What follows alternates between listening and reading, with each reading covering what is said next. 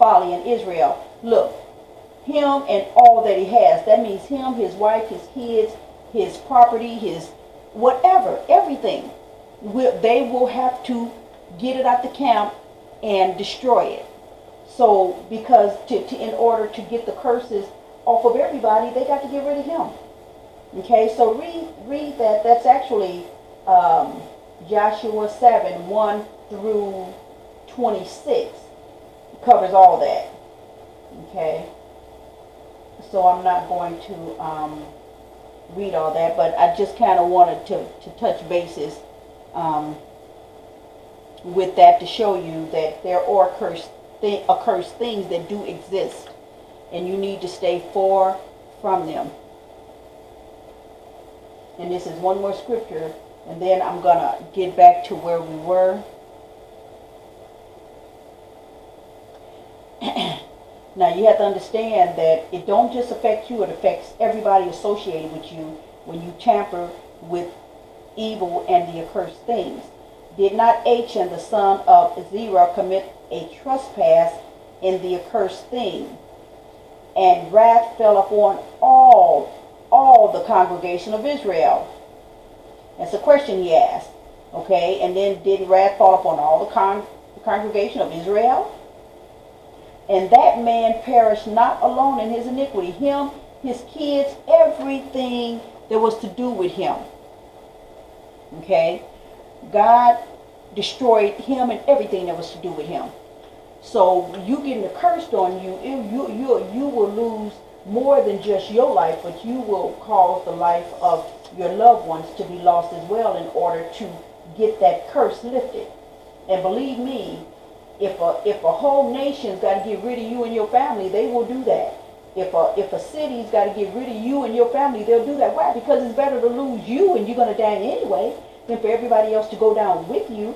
So understand, people will not tolerate your ignorance. If you want to go and play games with the devil, you're going to be on your own. Because the devil's no joke. I mean, he is out there trying to win souls, and he's not playing. So do not think that you can tamper with the devil and think that you're going to come out on top. Okay, I'm going to come back to this. This is where I'll start when I come back. But right now, I'm going to finish up some more of the photo images because they will, those images will help me to go to scriptures.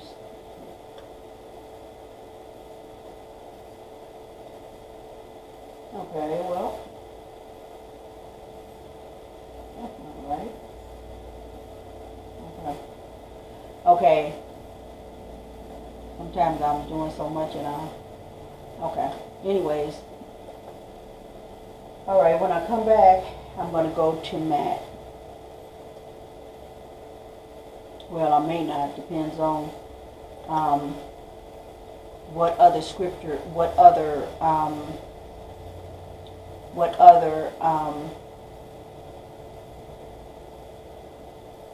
images might bring to mind something that I need to share with you. Okay?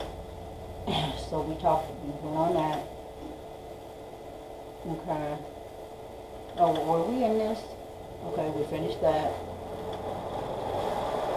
And we talked about okay, that's where we just wrapped up, I think. But anyways, understand that you got things out there that actually do exist. Okay? This exists. You know how I know? That's why I should have waited on this.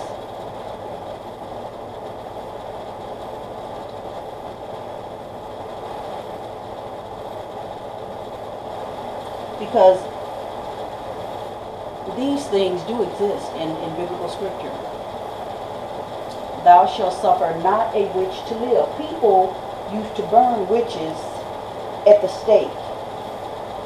You say to yourself, oh yeah, but that wasn't real. No, I'm going to tell you something. If it existed back in biblical days, don't be naive enough to think that witches do not exist today. Yes, they're still around. They just are not, they've gotten wiser over the years. They know to keep low key. They know not to, because they know that if they're a witch, then their descendants are going, that stuff passes down through their generations. It says, thou shalt not suffer a witch to live. Why? Because witches are of the devil. There's no such thing as a good witch.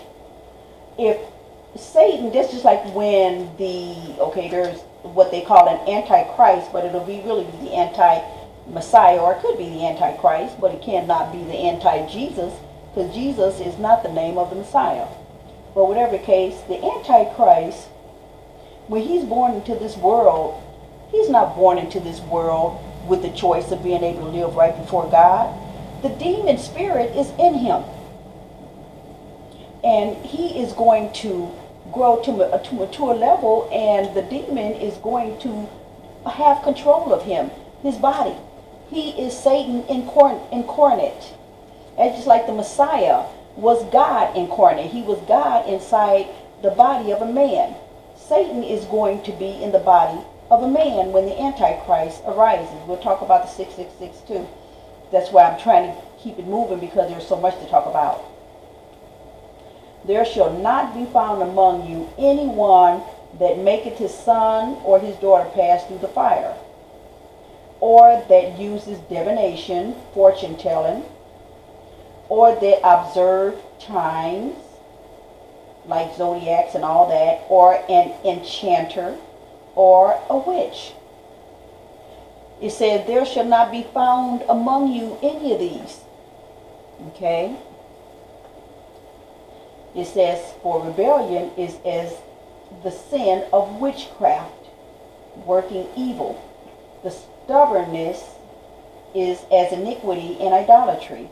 Because thou hast rejected the word of the Lord, he shall also reject thee from being king. Okay, he's talking about Saul here, where Saul was disobedient, and where Samuel had to come and tell Saul that the king was being rent from him. So just understand that witchcraft is real.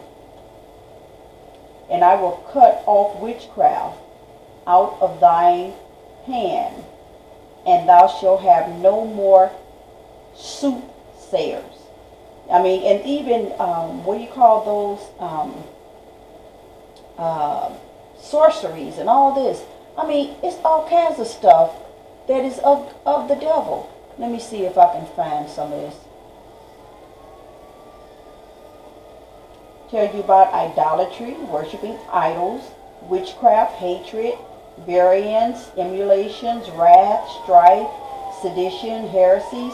I mean, it's a list of things that are not of God. You got to be careful of. That's why he just tells you to just follow him.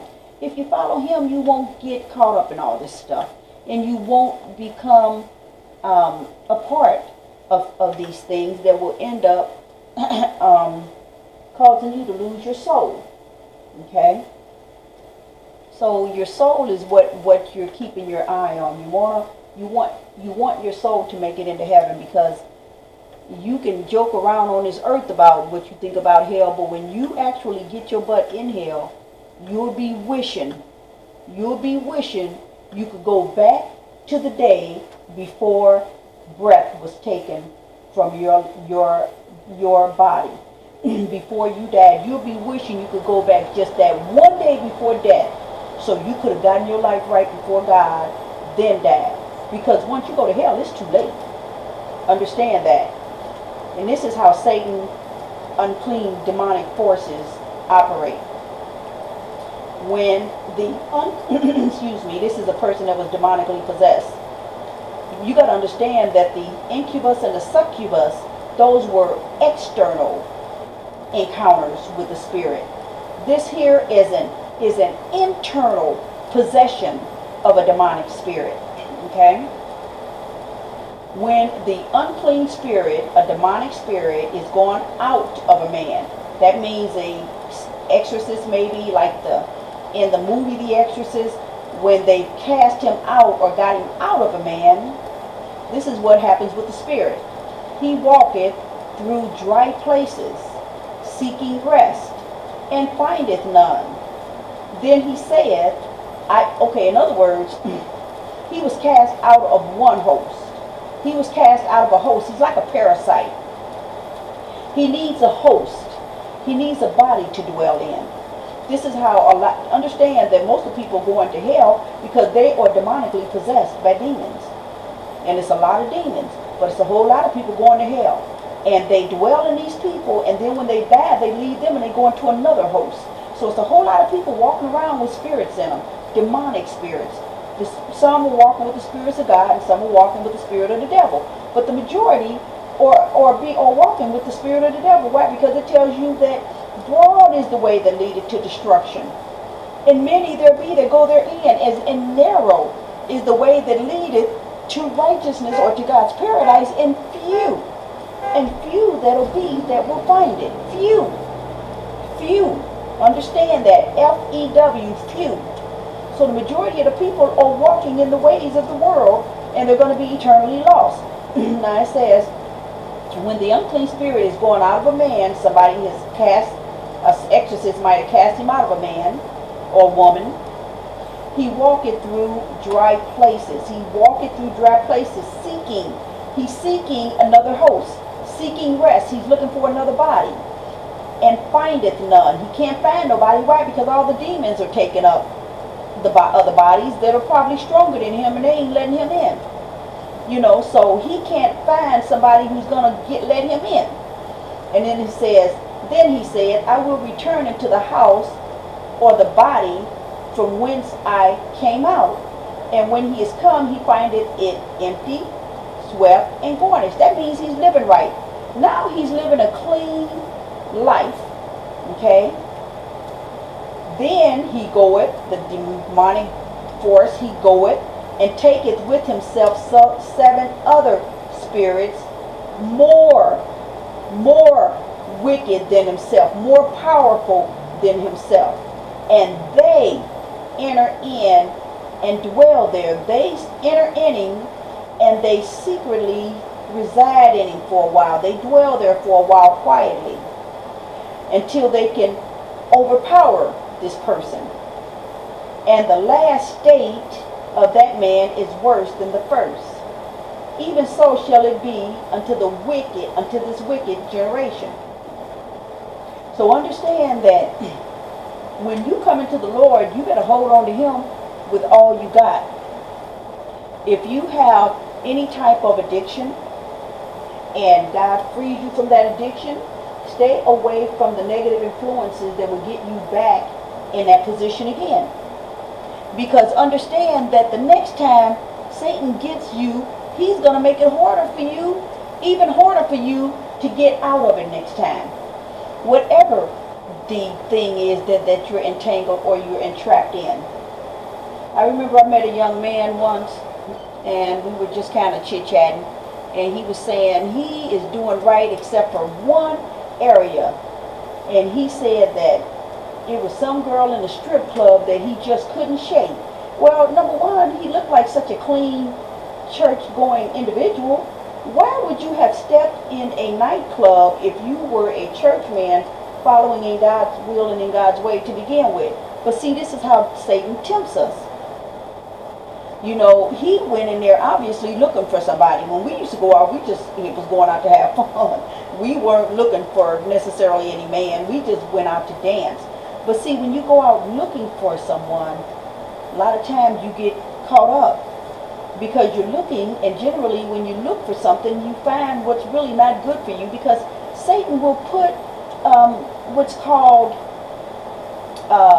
decoys or false people before you. You're looking for a good man, and he'll put a wolf in sheep's clothing in your path. He seems like he's so this, that, and the other, but inwardly he is a devouring predator who's there to prey on you. Like that one church girl that I told you earlier in the story, that a guy pursued her, and when he finally got with her and got her comfortable and content with him, and he got in bed with her, come to find out he left her a note stating, "Welcome to the wonderful world of AIDS." That was a wolf in sheep's clothing. They are out there. Okay, it says, now this is the same scripture, but it's in a different book. We were first in Matthew's, now we're in Luke. It says, when an unclean spirit is gone out of a man, he walketh through dry places seeking rest, and finding none, he saith, I will return into the house whence I came out. And when he cometh, he findeth it swept and garnished. And when he go and then goeth he and taketh to himself seven other spirits more wicked than himself, and they enter in and dwell there, and the last state of that man is worse than the first. So understand that when the devil has left you, do not underestimate him, because you notice that he said seven more wickeder, okay, more horrible demons are going to come against you to try to hold that temple down, okay, to get that temple where it cannot be delivered next time. And they're going to try and get you to self-destruct, get you to overdose, get you to die, so that they have won you. Okay, so just understand that we have to remember, and that they may recover themselves out of the snare of the devil, who are taken captive by him at his will. If you got seven other more wicked demons in you, you have a problem. You're going to have a problem. If you finally got that demon out of you, and you turned around and you let that demon come back, you went around a group that you knew you shouldn't have been around, and they spiked your drink. If you told them, no, I don't do that no more, they'll spike your drink. They will make sure that, or a druggie or whatever, he'll say, well, man, let me treat you to something to eat. It's all good. Let me treat you to something to eat. And he say, well, man, I'm going to run to the restroom. You ain't going to go and wash your hands. You know, he just want to get you away from that food so that he can do what he does. And that is entrap you. And these are they by the wayside, where the word was sown, but when they have heard, Satan cometh immediately. Sometimes when you obey in Christ, Satan is going to attack you with everything he can. So just keep your eyes on God, and God will carry you through, okay, and take it away the word that was sown in their hearts. See, it's a lot of people that want to follow God, but they're caught up in the ways of this world. But when you first come into the Lord, understand, you're going to have opposition. I mean, I've been in the Lord for a long time. You know, I'm older now, and I've been in the Lord for a long time, and I still receive opposition. I will always be under attack of Satan, because you have to understand that Satan is what he is. I can't expect that Satan is going to show mercy on me, but the consolation that I have is that the force that lives in me is greater than Satan. So that's why I can boldly come to you on video and air his dirty deeds, so that you can understand how he works, so that he will no longer have precedence in your life. So he'll no longer be able to come against you to just tear you down and try to destroy you. You know that you have the power to resist him, but you have to have God in your life to be able to resist him, because Satan is going to put goodies in front of you. Satan's not going to come at you saying, I'm the big bad wolf. Heck, he's going to come to you as a wolf in sheep's clothing. Okay? Understand that. He's not going to come at you to let you think that, to be able to show you that, I am the devil. He's going to come at you as a wolf in sheep's clothing. What do I mean by a wolf in sheep's clothing? Okay, let's go and check out some images just to kind of give you an idea. Okay.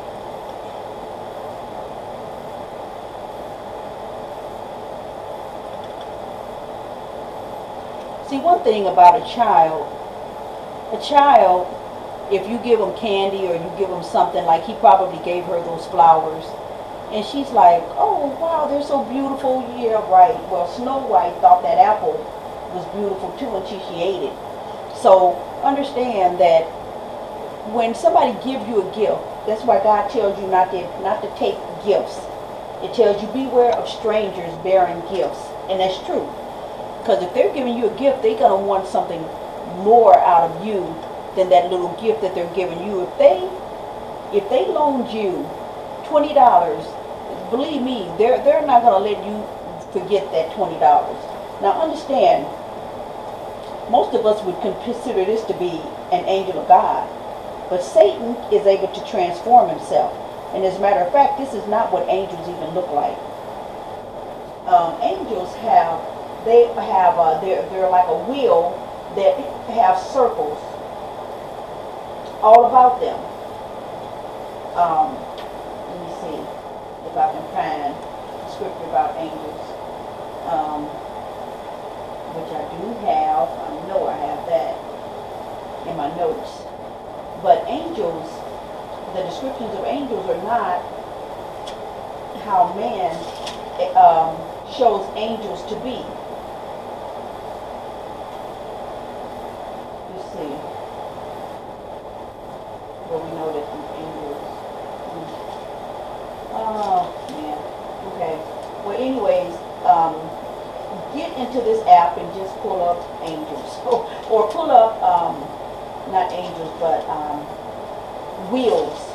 Wheels, the spirit that follows the wheels, and they have eyes all over the wheels. Okay, I'm going to show you. I have an image where somebody drew somewhat of an angel. Let me see if I can find that. I was going to actually make this a test. A test. Let me see. Well, okay, let me stick with this because I'm getting off track. This is a wolf in sheep's clothing. It's kind of like Halloween when you put on a costume, and underneath, it's actually you behind it, but at a Halloween party, nobody can really tell who's behind the mask. Okay, so at a Halloween function, this wolf is dressed up as a lamb. Why? Because most people aren't fearful of a lamb. Most people don't look at a lamb as a threat, but they look at a wolf as a threat, and they view him as being fearful, and they're generally fearful of a wolf. Why? Because a wolf has fangs. I mean, a wolf, if a wolf has these kind of fangs hanging out, heck, he can eat you, he can bite you. Okay, and then he's got these claws. I mean, he can attack you, and then look at the devious eyes. I mean, if he's hungry, and then he's not a small animal, wolves are pretty big and powerful. So they can overtake a person. But these are images of wolves that are hiding in sheep's clothing. And when you get between, or you pull off the sheep's clothing, you find that there's a wolf hidden beneath. Okay? Now, the only way he can get up to other sheep is to do what? Disguise himself.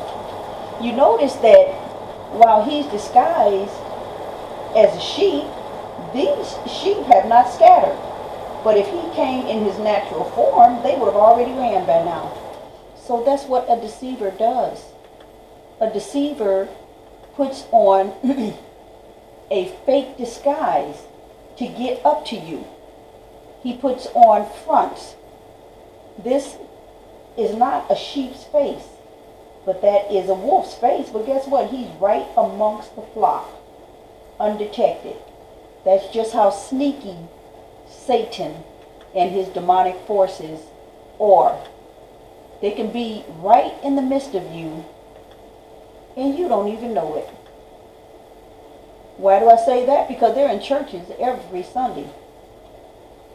Churches you go to, you want to believe that everybody in church is of God. No, you got Satan up in them pew pits, singing in the choir, amongst the congregation, even preaching. You got Satan and his demonic forces right there, right amongst the sheep. You notice that they don't look at all afraid. Why? Because they're thinking he's another sheep. He doesn't look like, if he came in his natural form, they would all be alarmed and flee. Because that is what Satan does. Understand that, please. Understand this is how he works. Okay? The only way that he's detected is if you look at his face. But to look at him from the side, to look at him from the back or the other side or the back, you can't detect him. You're only detecting the front face of him. And that's how he's able to mingle in the crowd. That's how Satan is. And really, you wouldn't even detect him at all. Why? Because all this would be closed up. You wouldn't even know him at all. They just have it this way to give you an idea of how a wolf in sheep clothing would look. Okay? But inwardly, but once he gets up to you, close enough, kind of like the gingerbread man that thought he could outwit the wise fox. Once he got close enough up to that, as soon as he gets close enough up to you, then you see who he truly is. Sometimes you never see him, simply because you're devoured by that time. He's got you. So, this is what he does. He gets up to you, and then that's it. Okay? So understand about a wolf in sheep's clothing.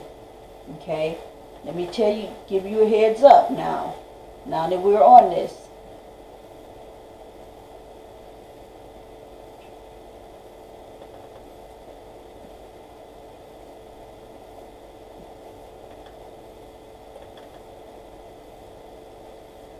This image here is a wolf in sheep's clothing.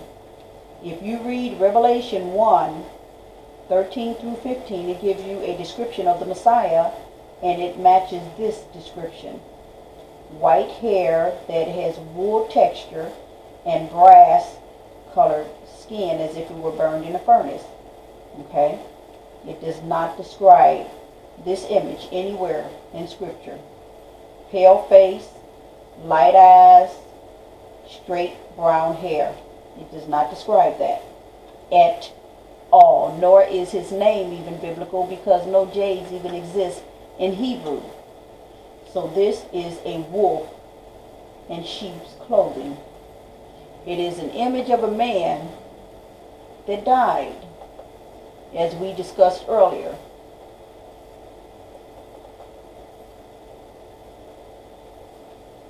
This is Caesar Borgia.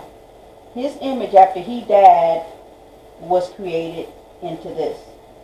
They took his image and they created this fake name and this fake image. Okay? So understand that. Because if you're following an error, then you need to get it straight. Okay? I'm going to go ahead and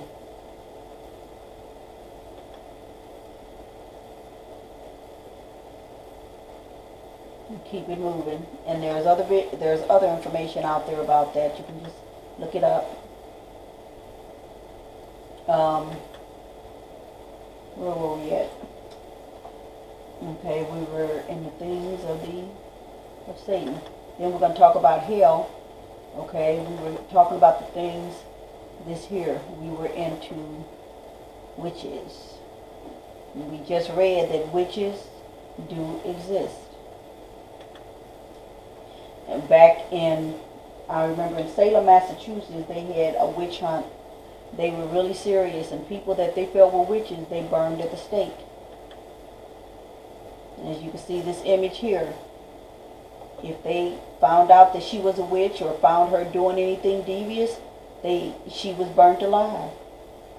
And you cannot feel pitiful or sorry for a demonic force because it's evil. It's best to rid yourself of that evil because it's an accursed thing and it will bring nothing but curses. It uses all types of weird stuff to create potions and stuff like that to control. And in its natural form, it's probably hideous. It can transform itself to look like a beautiful woman to deceive a man, or a handsome man to deceive a woman. It can transform itself, but underneath it's probably been around for hundreds of years. Witches probably can live a lot longer than the average human because of the powers that they use. So who's to say how old it really is? You never know. but it lets you know that these things do exist. Okay? And sometimes a witch can be what you least suspected. Who would ever look at this person and think that she were a witch? She just looks like a nice young lady. So you can't really necessarily detect who could be a witch and who may not be a witch. But it says here, witch house in 1642. So I guess that was a house that a witch at one time resided in. Okay? And here it's talking about, and this is here recent. This is not old because that's 2007. Pacific Northwest Witches Ball, Saturday, October the 7th, 2017, in Portland, Oregon. Okay? So that's a really bold statement there. Witches are coming out the closet like gay people, like homosexuals, coming out of the closet, exposing themselves. Why? Because you just can't murder like you used to back in the day. But here's another flyer, or another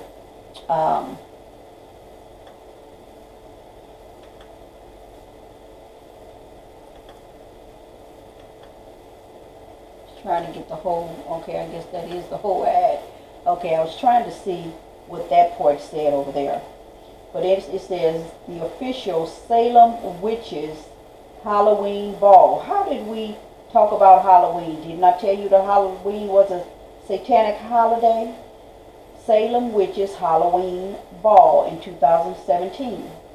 Okay, that was this year. Signs of the Zodiac, the stores, and all this conjuring, working with all these type of Ouija board type things. See, and this would be considered a warlock. Witches or female, and warlocks or male. Oh, yeah. Okay. I'm sitting up here thinking, is that Dracula? Or okay, and here goes other things that witches use. Divination, looking at cards that's supposed to read, I guess, somebody's life. And here's candles. Here's that circle with the star in it, and a store there. You can't really see too much else, but all kinds of stuff. Here's a candle with a store. So see, they delve into the occult, and they conjure up all kinds of evil witchcraft thing. This is why the Bible lets you know not to regard these types of things, you know, not to regard them. Okay, not to fool with them, not to have it in your house. You know, if you were to have, let me see this, if I can pull it up. If you were to have this type of book in your home, and actually that's Hebrew there. These are Hebrew symbols here. So that's Hebrew writing that they're using. This book is Hebrew. It's written in modern Hebrew, not ancient Hebrew, but modern Hebrew. But if you were to have this book in your home, this would be considered an accursed thing. This feather, you know, these rocks. I don't even know what those are for. You know, anything that's to do with the devil, it would be accursed. So keep all this stuff out of your house. If somebody gives you something and you all of a sudden start having all kinds of problems in your home, you might want to try and backtrack on when the problem started and what was placed in your home about the time that all these problems came about. You know, why all of a sudden are all these things happening? You know, check out why this is going on. It's very relevant for you to know what's going on in your own home for the protection of not just yourself, but even your children. Okay? And I'm going to show you something else while we're on this subject, before I forget, that we need to be aware of.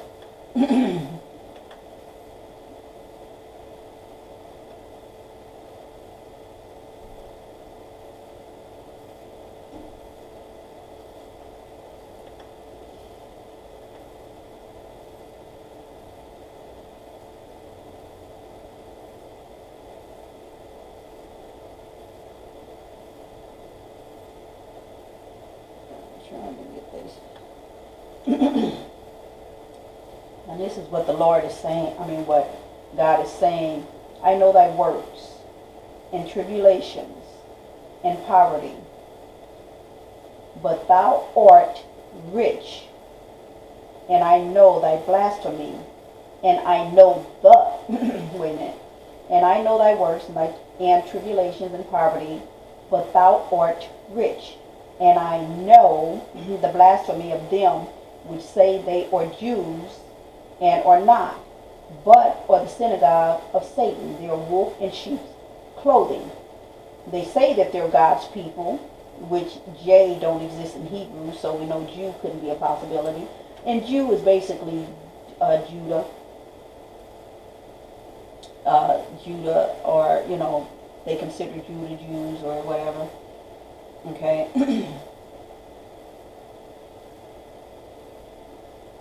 But he's letting you know that people who are saying that they're God's people and are not, but they're really the synagogue of Satan. They're really devil worshippers. They are perpetrating God's people. Okay? They are putting on the images of God, like when the Messiah went against the Pharisees, the scribes and the Pharisees, and he basically got on them, calling them, you know, saying that outwardly they look good, but inwardly they're full of dead man's bones. I mean, he was going off on them because they thought, you know, sometimes Satan can have us so fooled, you know, that we almost in a sense make ourselves too high, thinking we're God, thinking that we are on the level. I remember it was one minister that said that we were gods. Well, I don't know where he got that from, but somehow he had the notion to think that we were gods. Well, if we were gods, why are these fleshly bodies dying if we were gods? Okay? So the spirit lives on, but it's not God's. You know, we were created. So if we were God, there was no God before him, and there will be no God after him. And there's none else besides him. It is only him. He is the one and only God, and there is no other God. So we have to understand that you got to be careful about some of the stuff that comes out of people's mouths. Okay? Me, myself, I mean, I just follow what the Lord tells me, and that's good for me. If somebody else wants to go and follow some pastor who's creating things, then it's going to be on them in the end. Because God warns you about these wolf in sheep's clothing, and it's up to you whether you're going to listen to God or to man. Okay? I'm not following no man.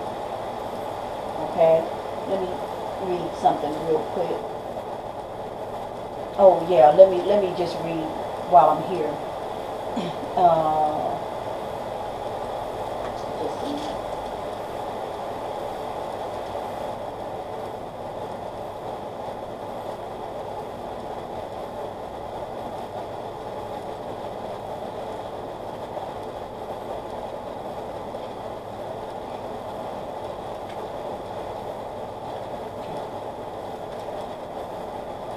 And then it says here, I know thy works. Behold, I have set before thee an open door, and no man can shut it. And thou hast little strength, and hast kept my word, and hast not denied my name. Behold, I will make them the synagogue of Satan, which say they are Jews, and are not, but do lie. Behold, I will make them to come and worship before my feet, and to know that I have loved thee, God's true people. Okay? Because thou hast kept my word and my patience, and also I will keep thee from the hour of temptation, which shall come upon all the world to try them that dwell upon the earth. So there's something that's coming, that's brewing, that's on its way, that is brewing. So understand, hold on to the Lord. It's so much that I can't get it all out, but I'm trying to give you what I can, because I just cannot get all of this out. but at least, and I don't want to tell you, because if these things have not been shown to you, have not been taught to you,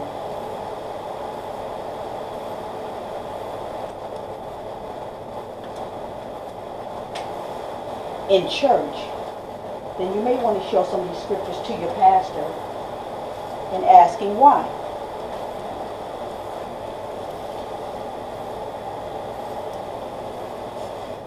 Why haven't these things been taught? And that they need to be taught. Now the Bible says, neither give place to the devil, in a nutshell. Let him that stole steal no more, but rather let him labor. You need to find a job and start working. Working with his hands the things which is good, that he may have to give to him that needed. So you may have to help someone else. Okay? Let no corrupt communication proceed out of your mouth. Be careful what you talk about. But that which is good and useful to edifying, to help someone, that it may minister grace unto the hearers, that you may help someone. Okay? So just follow the Lord, and just understand that Satan is out there, and he's a sneaky serpent, and you just cannot trust him. But I really went there because I wanted to show you something else, and I was looking for this, and it seems like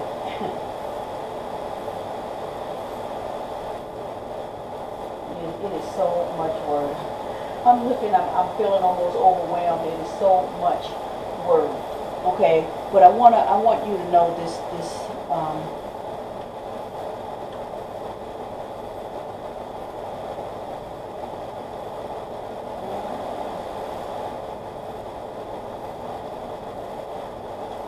and I just marked this too.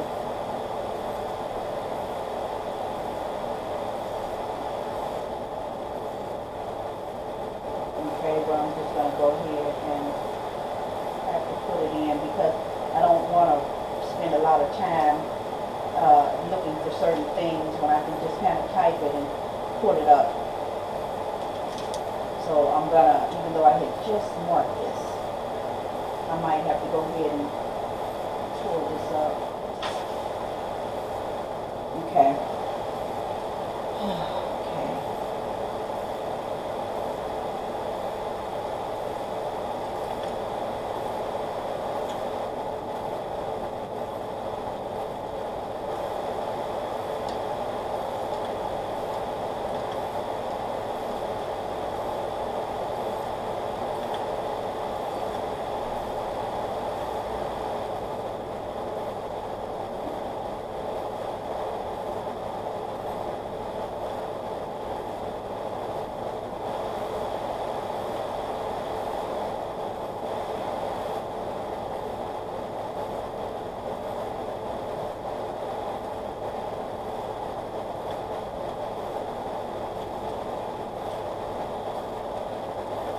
Wow, I can't believe I just wrote that down, and just that fast. I'm sitting up here hunting for the very thing I just wrote down.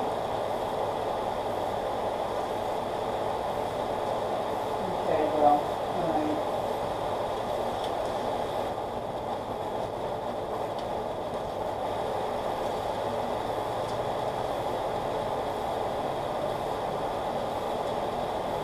Okay, and we're talking about so much, so, okay. I'm going to go ahead and read this, but it lets you know here, well, before I read that, let me just read this.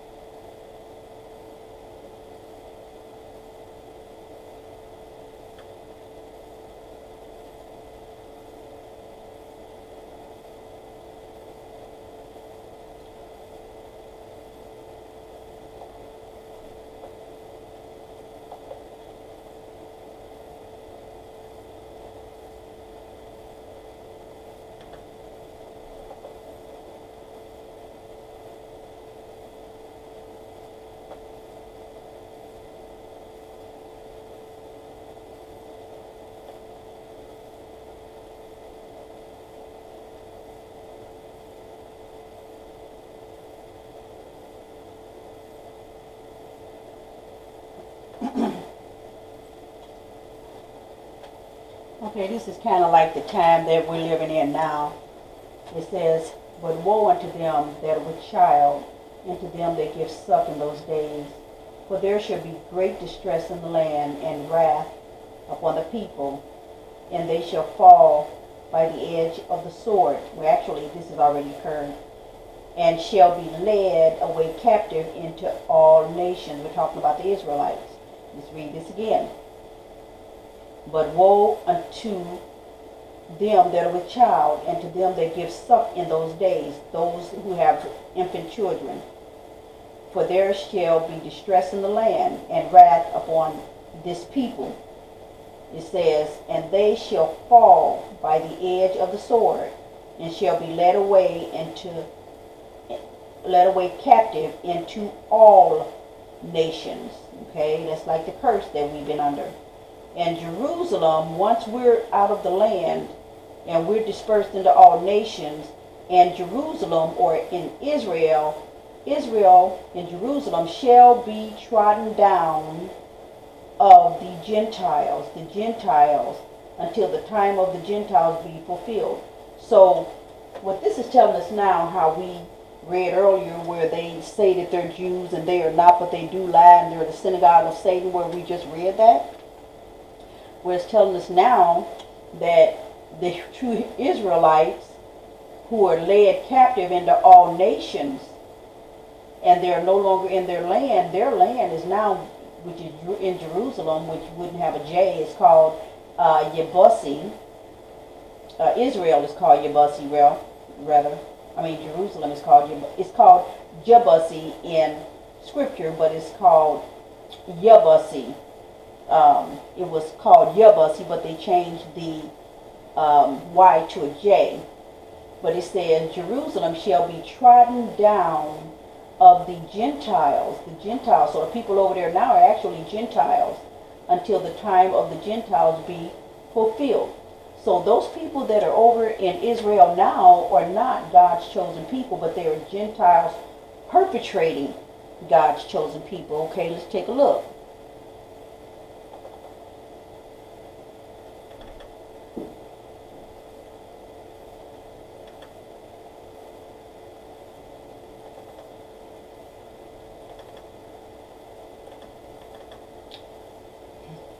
These are the people that are over in Israel today.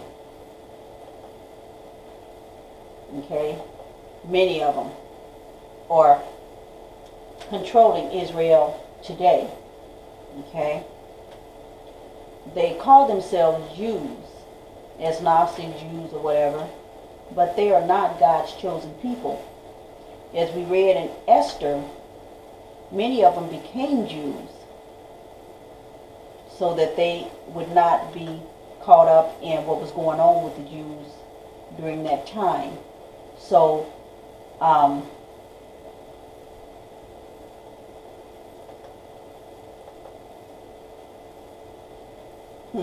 somebody's being funny. I smell Geflight fish. I guess they're trying to say that they smell. I smell stank, or whatever. Something Eddie Murphy would say. But as you can see, they're everywhere. Okay? Trodden down of the Gentiles. And you notice that, let's see if we can find an image. He seemed like he dropped something and picking it up. But you notice that these I don't know if you could tell, but they wear these curls on the side, these little curls here. I guess that's what they want to try and mimic as being locks, dread locks. But see, those are curls. There's a difference between locking your hair and twisting it. Okay, a big difference.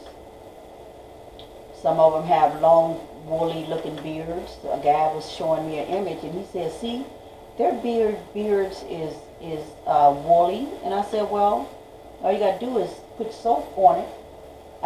Put soap on it. All you got to do is put water on it. Do you see any Israelites up in there? You see any Hebrews up in there? No. But this is the Israeli flag. But you don't see God's people in it. These are Jews who have become Jews. And as you can see that is modern Hebrew, not old or middle Hebrew. But these are people that are perpetrating God's people.